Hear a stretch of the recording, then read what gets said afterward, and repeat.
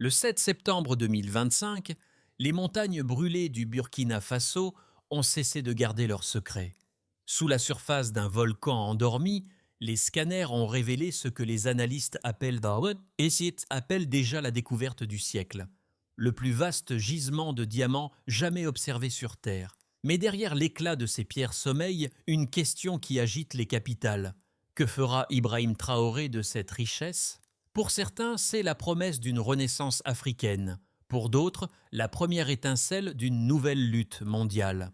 Cette vidéo promet d'éclairer la lumière et l'ombre du site de Somgand, en expliquant comment un cratère oublié peut propulser le Burkina Faso du bord du désert vers le centre du jeu mondial. Les bénéfices, des devises, des infrastructures, une éducation et une technologie d'extraction durable. Les risques, les conflits par procuration, la spéculation et la malédicence.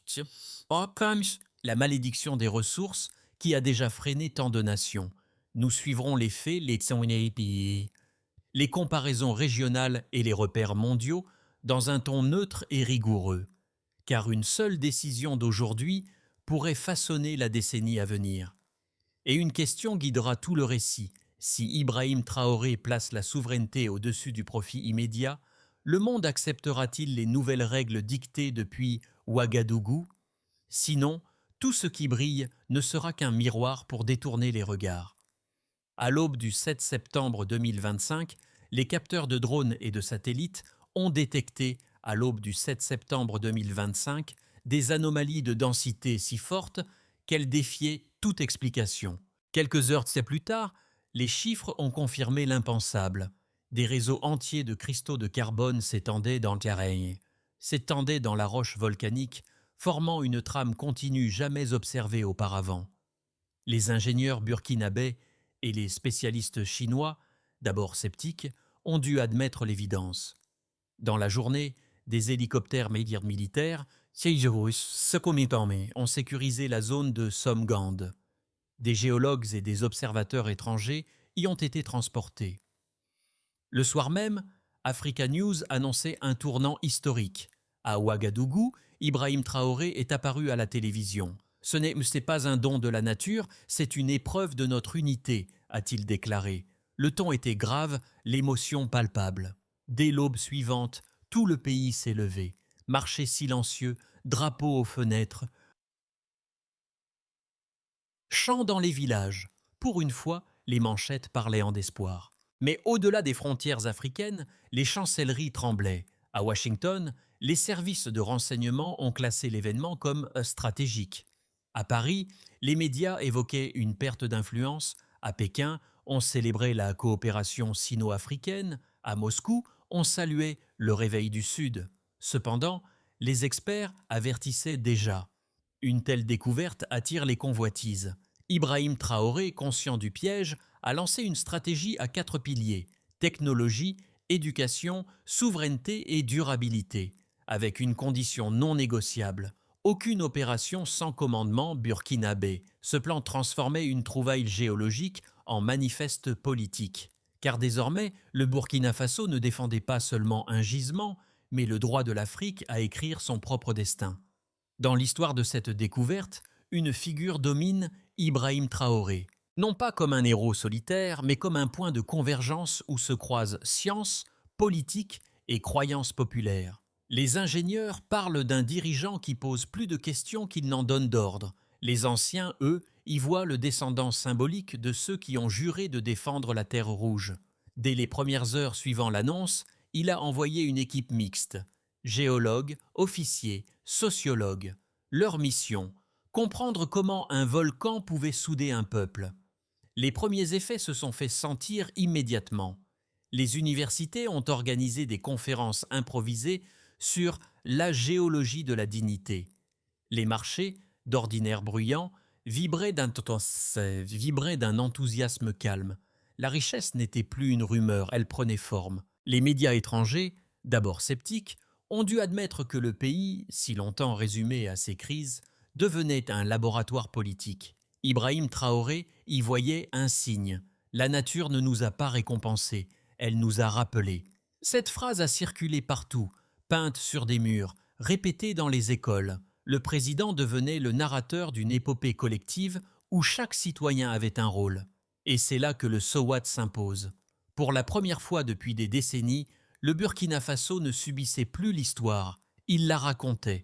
Tout a commencé par une mission ordinaire de prospection aurifère. Le 7 septembre 2025, à 6h45, les drones du consortium burkinabé chinois ont détecté sous le mont Somgandé une densité anormale, équivalente à plus du double des valeurs enregistrées dans la région.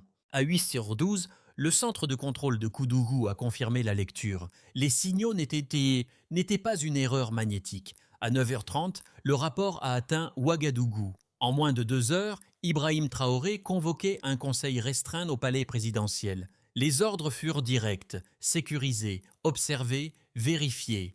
À 14h, des hélicoptères militaires se sont posés sur la zone. Les géologues, vêtus de combinaisons orange, ont commencé les prélèvements. Les premiers échantillons ont révélé un réseau de carbone cristallisé d'une pureté inédite.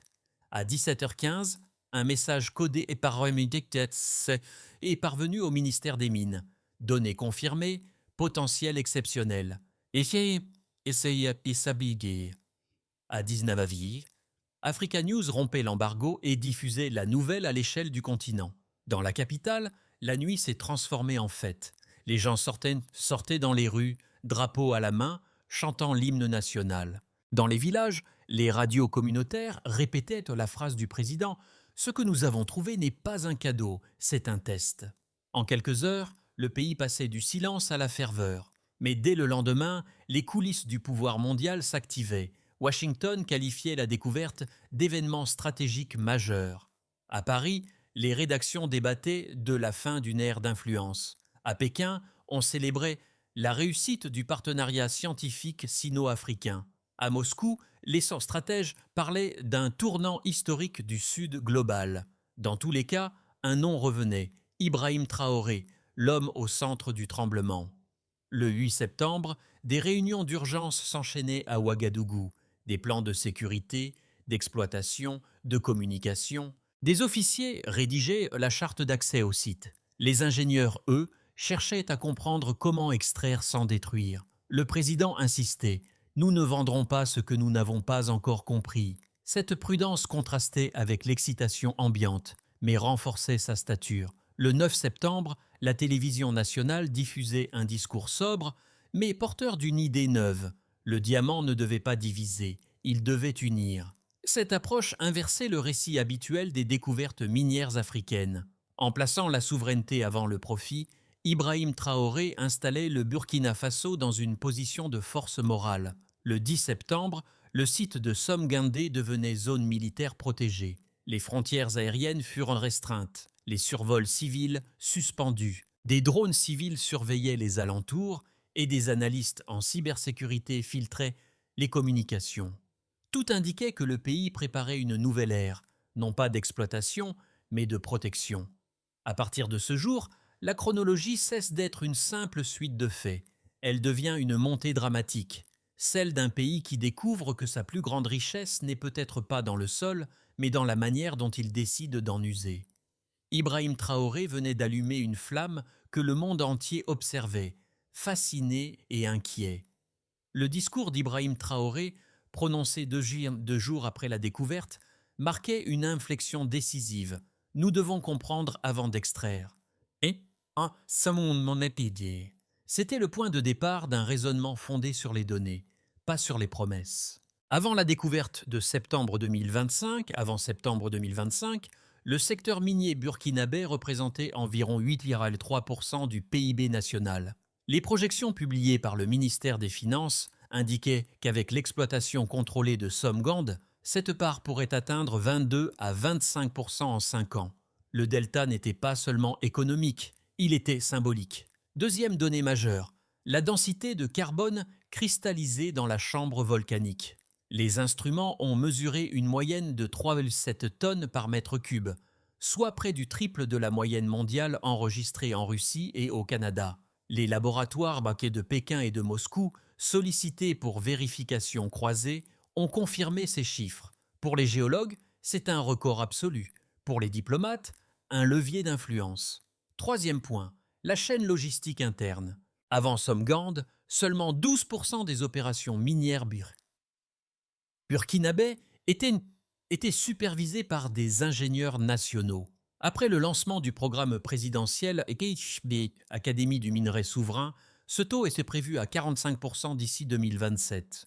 Cette montée en compétences est considérée par les analystes comme la garantie la plus solide contre la dépendance étrangère. Ces chiffres s'accompagnent de signaux plus humains. Le ministère du Travail a recensé 27 000 nouvelles inscriptions à des programmes techniques depuis septembre, soit une hausse de 280%. Les universités de Bobo-Dioulasso et d'Ouagadougou ont ouvert de nouveaux cursus en géologie appliquée et en robotique d'exploration. Les jeunes burkinabés, qui autrefois rêvaient d'émigrer, évoquent désormais l'âge du savoir local. Mais les indicateurs ne suffisent pas. Derrière chaque pourcentage se cache une tension. Le Fonds monétaire africain a averti que l'afflux de devises pourrait faire grimper l'inflation au-delà de 12% si l'État ne régule pas strictement les flux. Les économistes du Sahel prévoient, eux, une croissance soutenue à 9% par an sur la période 2026-2028, un rythme qui pourrait épuiser les infrastructures s'il n'est pas maîtrisé. Face à ces paradoxes, Ibrahim Traoré répète que la souveraineté ne se mesure pas en carats. Pour lui, le chiffre est un outil, pas une fin. Il utilise les données pour convaincre que la richesse doit s'accompagner d'équilibre, que le progrès matériel ne vaut rien sans stabilité civique. Dans chaque conférence, dans chaque entretien, le président ancre la discussion dans la logique du delta, passer d'une économie dépendante à une économie consciente. Ces preuves quantitatives ne sont donc pas qu'une démonstration scientifique, elles constituent la colonne vertébrale d'une stratégie nationale. Le Burkina Faso ne veut plus seulement extraire, il veut apprendre, transformer et protéger. Somgandé devient alors un laboratoire continental où le langage des chiffres se mêle à celui de la dignité. Depuis la révélation de Somgand, deux visions s'affrontent et Ibrahim Traoré s'efforce de les faire dialoguer plutôt que de les nier. D'abord, les pragmatiques soutiennent que exploiter vite pour consolider la trésorerie nationale. Les partisans de cette ligne, souvent issus du secteur privé, avancent que chaque mois d'attente fait perdre des centaines de millions de dollars en recettes potentielles. Selon leurs calculs, un démarrage immédiat pourrait créer plus de 80 000 emplois directs et indirects d'ici 2 ans. Ils citent le Botswana et la Namibie comme exemple de pays ayant transformé leurs ressources en moteurs de développement rapide. Leur credo, retarder, c'est risquer de se faire dépasser. Ensuite, les souverainistes prudents estiment que pour eux, la vitesse est une menace. Ils rappellent le précédent du Niger et de ses gisements d'uranium, où l'extraction étrangère a laissé derrière elle dépendance et tensions sociales. Cette école, que Traoré écoute attentivement, plaide pour une phase d'études de 3 à 5 ans, le temps de bâtir des filières locales et des garde-fous juridiques. Le chiffre clé, maintenir au moins 60% de la chaîne de valeur sous contrôle burkinabé avant toute ouverture aux investisseurs étrangers. Entre ces deux pôles, le président a choisi une troisième voie. Dans ses entretiens avec Africa News et Jeune Afrique, il parle de ce qu'il lit.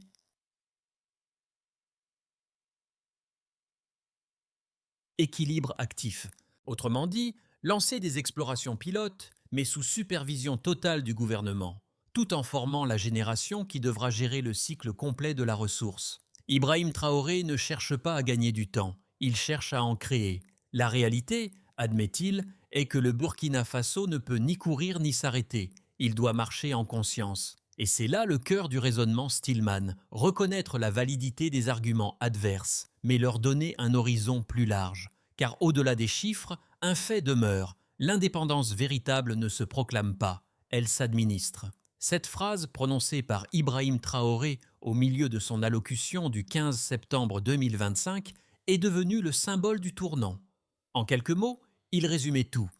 Le Burkina Faso s'est éveillé, mais le monde aussi. Car à mesure que la poussière de Somgand retombait, d'autres couches de vérité apparaissaient. Les analyses minéralogiques révélaient sous le champ de diamants une présence inattendue des terres rares, néodyme, lithium, tantale, essentiels aux batteries et aux satellites modernes. Cette découverte changeait tout. Ce n'était plus seulement un trésor de beauté, mais un pivot stratégique. Dans les capitales occidentales, les visages se sont figés. À Pékin, les sourires se sont élargis. Ibrahim Traoré, lui, n'a pas triomphé. Il a simplement dit que le vrai danger n'est pas ce que la terre cache, mais ce que l'homme en fera. À cet instant précis, l'histoire s'est inversée. Le Burkina Faso n'était plus observé comme un acteur mineur, mais comme un catalyseur d'équilibres mondiaux. Et dans le silence après son discours, une conviction s'est ancrée. Le centre du monde venait de bouger, imperceptiblement, vers la terre rouge de l'Afrique. Les effets de la découverte se sont déployés comme des ondes dans un lac, atteignant chaque sphère de la société burkinabé. 4 groupes en ont ressenti l'impact immédiat. Les nations voisines, NN, les diplomaties étrangères, DN, la nation domestique, ND, et la communauté régionale, KV. Concernant les nations voisines, au Mali, au Niger et au Ghana, les gouvernements ont envoyé des délégations pour comprendre le modèle burkinabé. Les discussions autour d'un corridor minier sahélien ont émergé, visant à mutualiser les infrastructures et la sécurité. Ce que beaucoup voyaient comme un rêve panafricain s'incarnait soudain dans des réunions concrètes. Les médias de Bamako ont même parlé d'un effet Traoré, une contagion de confiance politique. Pour ce qui est des diplomaties étrangères, Washington a organisé 3 sessions spéciales du Conseil de sécurité sur la stabilité en Afrique de l'Ouest. À Paris, le ton était plus hésitant. Le Quai d'Orsay a reconnu publiquement un repositionnement géopolitique irréversible. En Chine, la couverture médiatique célébrait la réussite technique. En Russie, les généraux évoquaient le triomphe du Sud global. Chacun voyait dans le Burkina Faso un miroir de ses propres ambitions. Ibrahim Traoré, en refusant de se ranger, a créé une forme d'équilibre par l'indépendance. À l'intérieur du Burkina Faso, à l'intérieur du pays, la fierté a pris la forme d'un mouvement social. Les enseignants ont réécrit les manuels pour y intégrer le chapitre Somgand. Les universités locales ont multiplié les projets interdisciplinaires, reliant géologie, économie et éthique. Le mot souveraineté est devenu un terme d'étude, pas seulement un slogan. Dans les villages, les mères racontent aux enfants que la terre parle quand on la respecte. Dans les rues, on vend désormais des pendentifs en pierre locale gravés du mot unité. Enfin, au niveau régional et continental, l'Union africaine a salué une leçon de gestion consciente des ressources, tandis que la CEDEAO, autrefois critique envers Ouagadougou, a suspendu ses sanctions restantes. Pour la première fois, un chef d'État du Sahel a imposé un rythme diplomatique sans confrontation.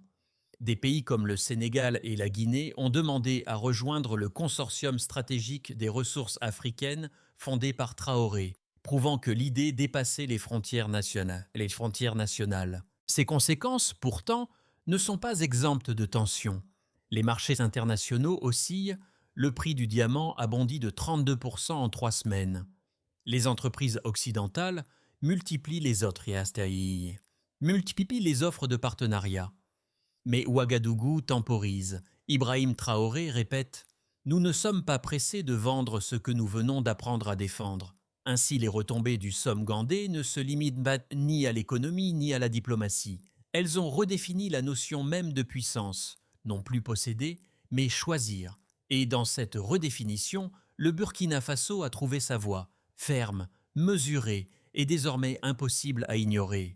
À ce stade, le Burkina Faso se trouve à la croisée de 3 futurs possibles. Ibrahim Traoré lui-même, lors d'une entrevue avec Africa News, a reconnu que le prochain semestre décidera si la découverte devient bénédiction ou piège. Ces scénarios s'articulent comme des miroirs. Chacun plausible, chacun porteur d'un risque et d'une promesse. Dans le premier scénario, la consolidation progressive. Dans cette hypothèse, le gouvernement stabilise les prix intérieurs, met en place un fonds souverain pour absorber les revenus miniers et forme une nouvelle génération d'ingénieurs. Les partenaires chinois et russes continuent de coopérer, mais sous supervision burkinabé stricte. La croissance atteint environ 8%, modérée mais durable. Ce scénario repose sur la discipline institutionnelle et la patience populaire, deux qualités qu'Ibrahim Traoré considère comme le vrai capital national. Dans le second scénario, optimiste, l'effet domino africain. Le succès de Somgandé inspire d'autres nations à rejoindre le consortium panafricain des ressources stratégiques. Des programmes conjoints voient le jour entre Bamako, Niamey et Conakry. L'Afrique parle enfin d'une seule voix sur les marchés mondiaux. Dans ce cas, le Burkina Faso devient un modèle continental, non par sa richesse brute, mais par sa gouvernance. La phrase du président « Nous ne demandons pas la permission d'être libres » deviendrait le credo d'une génération. Enfin, dans le scénario pessimiste, la pression extérieure. Si les puissances occidentales décident d'intervenir plus agressivement par le levier économique, médiatique ou diplomatique, l'équilibre fragile pourrait se rompre, les tensions internes monteraient, les exportations chuteraient et le projet d'unification africaine serait freiné. Ce scénario n'est pas inévitable, mais il rappelle que la souveraineté se défend autant qu'elle se déclare. Si une chose se produit, alors une autre en découlera. Si Ibrahim Traoré réussit à maintenir l'unité entre armées, techniciens et civils, alors le pays franchira une étape historique, celle où la géologie devient politique et la politique devient éducation. Mais si la cohésion faiblit, le diamant pourrait redevenir poussière. La clé réside donc dans une équation simple. La vitesse de la modernisation doit rester inférieure à celle de la sagesse collective. C'est le seul calcul que le Burkina Faso ne peut pas se permettre de rater. Dans les rues d'Ouagadougou comme dans les hameaux du Sahel, la découverte du Somme-Guindé a transformé les conversations quotidiennes. Ce n'est plus la politique qui domine les débats, mais l'avenir. Les jeunes parlent d'ingénierie, d'écologie, de souveraineté énergétique. Les anciens, eux, évoquent la patience des ancêtres qui auraient gardé le feu sous la pierre jusqu'à ce que vienne leur heure. L'effet Traoré ne se limite pas à un leadership politique. Il a réveillé une conscience civique. Dans les écoles, les professeurs relient les cours de sciences à l'histoire nationale. Une nouvelle génération comprend que les ressources naturelles ne sont pas seulement une promesse de richesse, mais un test de responsabilité. À la télévision, des programmes éducatifs expliquent comment un gisement devient un écosystème économique. Pour beaucoup de familles, cette pédagogie marque la vraie révolution. Mais l'impact va plus loin. Les associations de femmes se sont réunies pour créer des coopératives de formation autour des métiers miniers et environnementaux. Dans la campagne, les fermiers s'organisent en comités de protection des sols. Ce mouvement spontané reflète ce qu'Ibrahim Traoré appelle l'indépendance d'esprit avant l'indépendance des chiffres. Même dans la diaspora, l'effet est tangible. Les Burkinabés de France et du Canada envoient davantage d'investissements vers leur village d'origine. Les transferts de fonds ont augmenté de 18% en 3 mois, selon la Banque centrale de l'UEMOA. Le sentiment d'appartenance renaît. Ce changement social profond illustre un paradoxe. Une découverte matérielle a redonné au pays une richesse immatérielle, la confiance. Et c'est peut-être là, plus que dans les diamants, que se trouve la véritable révolution du Burkina Faso. Après l'euphorie, Ibrahim Traoré a présenté un plan précis, une feuille de route en 5 étapes, destinée à transformer la découverte en levier de souveraineté durable. D'abord, il s'agit de cartographier pour comprendre. Des équipes mixtes burkinabé-chinoises procèdent à une modélisation 3D complète du sous-sol de Somgand. L'objectif, mesurer sans creuser pour éviter le gaspillage et les fissures environnementales. Ensuite, il faut former pour durer. Le gouvernement a créé l'Académie nationale des ressources stratégiques, où des centaines de jeunes apprennent géologie, robotique et droit minier. Sans science, la liberté n'a pas de racines, répète Ibrahim Traoré. Puis vient le moment de protéger avant d'exploiter. L'armée et la gendarmerie ont mis en place 1. Ont mis en place une zone de sécurité circulaire autour du volcan, surveillée par drone. Chaque incursion non autorisée déclenche une réponse immédiate. La 4e étape consiste à encadrer l'économie. Un fonds souverain, alimenté à 20% par les futures ventes de diamants et terres rares, servira à financer les infrastructures rurales, écoles, hôpitaux, routes agricoles. Les flux seront audités publiquement tous les 6 mois pour éviter les dérives. Enfin, La dernière étape vise à partager pour renforcer. Le consortium panafricain des ressources réunit déjà 8 pays. Son principe, mutualiser la recherche, standardiser les contrats et créer un marché continental des matières stratégiques. Cette coopération, selon Traoré, est la seule barrière contre la fragmentation africaine. Chaque mesure repose sur une idée simple. La prospérité ne se décrète pas, elle se structure. Ainsi, la feuille de route du Burkina Faso n'est pas un rêve, mais une méthode. Et, comme le souligne le président, la souveraineté n'a de sens que si elle s'apprend, pas si elle s'impose. Dans la salle où tout a commencé, Ibrahim Traoré se tient à nouveau face à son équipe. Autour de lui, les mêmes écrans, les mêmes cartes, mais un silence plus dense. Le volcan Somgandé n'est plus un mystère géologique. Il est devenu une métaphore nationale. Le président observe les images des cristaux illuminés et murmure « Ce que la Terre nous donne, elle peut aussi le reprendre ». Dans les villages, cette phrase est reprise comme une prière. Les enfants dessinent le volcan sur les murs des écoles, les anciens déposent dans des pierres blanches devant les mosquées, symbole de gratitude. L'armée, autrefois perçue comme distante, est désormais associée à la protection du bien commun. Ibrahim Traoré, au cœur de cette transformation, n'apparaît plus comme un simple chef d'État. Il incarne la mémoire vivante d'un peuple qui a choisi de croire en lui-même. Et tandis que le soleil se couche sur la plaine rouge, une certitude s'impose. Le Burkina Faso n'a pas trouvé seulement des diamants, il a retrouvé son souffle. Le récit du Somme-Gandé ne s'achève pas ici, il commence à peine. Ce que le Burkina Faso a révélé au monde dépasse les frontières d'un volcan ou d'un gisement. C'est la preuve qu'un pays peut choisir sa voie sans plier sous la pression. Ibrahim Traoré l'a répété, l'Afrique n'a pas besoin d'être sauvée, elle a besoin qu'on la laisse se relever. Aujourd'hui, la question s'adresse à chacun. Que signifie pour nous protéger ce qui nous appartient? Est-ce garder la terre intacte ou lui donner un sens nouveau? Les diamants de Somme-Gandé brillent, mais leur éclat ne vaut rien sans regard conscient pour les observer. Si cette histoire vous touche, partagez-la. Parlez-en autour de vous, discutez-en, contestez-la même. Car le véritable héritage de cette découverte n'est pas une richesse à extraire, mais une dignité à préserver. Le volcan dort encore, mais l'Afrique, elle, ne dort plus.